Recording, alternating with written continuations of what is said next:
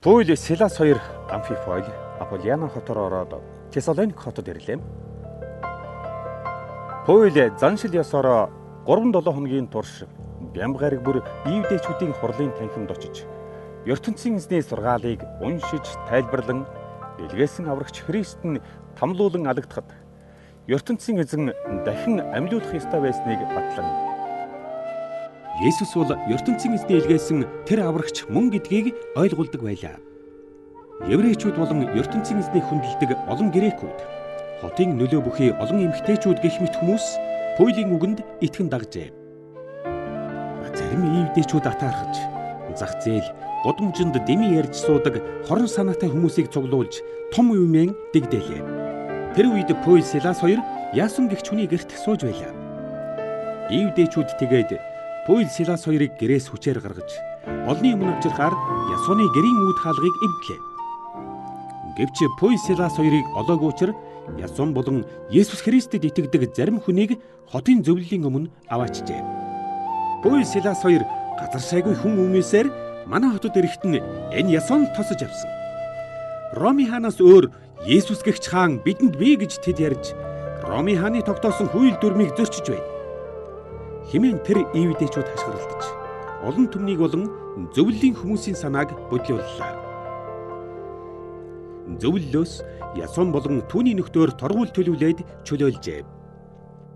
Өдөш орой Есүс Христэд итгэдэг нөхд нь Пүйл Силас нарыг үдэн гаргаж тэд Берой хотод очиж еврейчүүдийн хурлын танхимд орж Есүс Христийн тухай ярьж эхэллээ.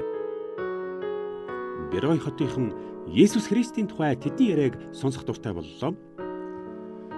Пүйлийн үг үнэн эсхийг мэдхийн тулд хотынхан ертөнцийн эзний сургаалыг өдөр бүр уншиж эхэллээ. Тэндхийн хүмүүсийн санаа бодол нь Тесалоник хотынхны бодлоос хавьгүй өргөн цэлмэг байсан учраас олон грекчүүд, дээд анги давхаргын олон эмэгтэйчүүд Есүс Христэд итгэжээ.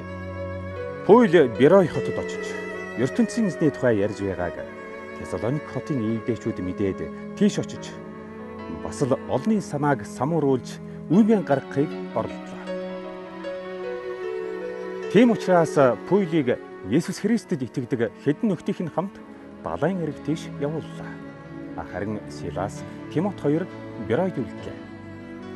Пүйл болон түүний хамт буй хүмүүс Афин хотод ирэхдээ та нар Беройд буцаж очиод маш хурдан ирэхийг Силас, Тимот хоёрт дамжуулна уу хэмээн Пүйлийн гуйснаар тэд Берой руу буцлаа.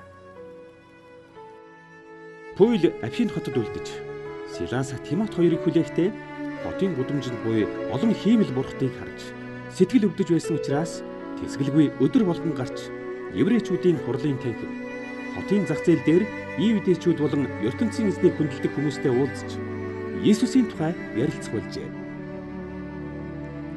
Гүн ухааны Эпикур, Стоих гэгч бүлгийнхэн Пүйлтэй уулзаж ярилцлаа. Есүс алагдсан боловч ертөнцийн эзэн дахин амьлуулсан гэж Пүйл тунхаглахад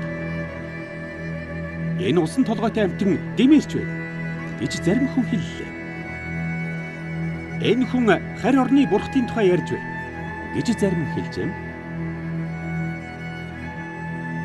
Тэр үед Афин хотынхан болон тэнд буй гадаадын хүмүүс өдөр бүр сонин мэдээ сонсож зугаасгаас өөр юм юу ч хийдэггүй байлаа. Та үнэхээр сонин юм ярьж байна. Үүнийг ч нь ойлгох хэрэгтэй байна. Та Арипагт буй хотын зөвлөлийн өмнө очиж ярина уу? Хэмээн олон хүн Пүйлиас гуйж Арипаг руу аваачжээ. Пүйл тэнд ирээд олонний өмнө зогсож Афинчуудаа, би танай хотоор явж та нарын шүтдэг бурхтыг харж их сүсгтэйг чинь мэдлээ. Үл мэдэгдэх бурханд зариулсан тахилын ширээ хэмээх бичгтэй газрыг хүртэл би үзв. Одоо би чухам тэр үл мэдэгдэх их эзний тухай та нарт ярив. Хорвоо ертөнц хийгээд түүнд орших бүх юмыг бүтээсэн агуу их хүчтэй эзэн бол ертөнцийн эзэн. Тэр их эзэн хорвоогийн бүх хүнд амь нас аль хэрэгцээтэй бүхнийг өгдөг учраас хүн төрлөختний бүтээсэн ямар ч сүмд орж суухгүй, ямар ч юмыг хэрэглэхгүй.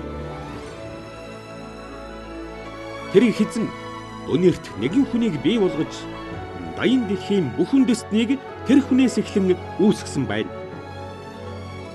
ертөнцийн эзэн тэр олон хүнийг хаана хизээ бий болгохоо өнөө эртнээс шийдсэн байжээ. Үүнийг хийхдээ хүмүүс өөрийг нь хүсэмжлэн хайж олоод ойр дотн болохыг ертөнцийн эзэн хүсжээ. Басгүй ертөнцийн тэр эзэн маань хорвоогийн хүмүүс биднээс холгүй оршдог ажээ. Та нарын зарим нь энэ тухай мэднэ.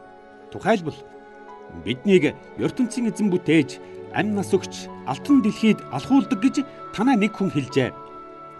Бид бүгд ертөнцийн тэр эзний бүтээсэн хүүхдүүд билээ гэж бас нэг яруу найрагч чинь бичсэн байна.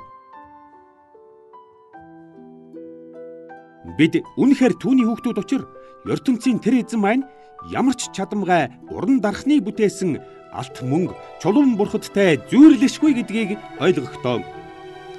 ертөнцийн эзэн өөрийн тухай мэдэхгүй хүмүүсийг өдий болтол яллаагүй юм аа. Харин үүнээс хойш хорвоогийн хүмүүс та нар гэм хийхэм болигтун гэж бидэнд хандан одоо хэллээ. Тэгээд хожмын нэг цагт хорвоогийн тэр бүх ард түмнийг өөрийнхөө томилсон хүнээр шүүлгэнэ. Хожмын тэр ариун шударга шүүх хизээ болохыг ертөнцийн эзэн нэгэнт тогтоожээ. Тэр томилсон хүн ирж алагдсан боловч ертөнцийн эзэн дахин амьлуулсан. ертөнцийн эзэн хүн төрлөختний хожим түүгээр гарцаагүй шүүлэх болно гэдгээ ийхүү батлан үзүүллээ гэж хэллээ. Тэр хүн алагдсан боловч ертөнцийн эзэн дахин амьлуулсан гэхийг сонсоод тэнд байсан хүмүүсийн зарим нь инээлдлээ. Та бидэнд энэ тухай дахин ярьж өгнө үү гэж зарим нь хүсэж Пүйл хурлаас гарчээ. Дамарис гэдэг авгай Арифакт буй зөвлөлийн гишүүн Динус болон өөр хэдэн хүн Пүйлийг дагаж Есүс Христэд итгэлээ.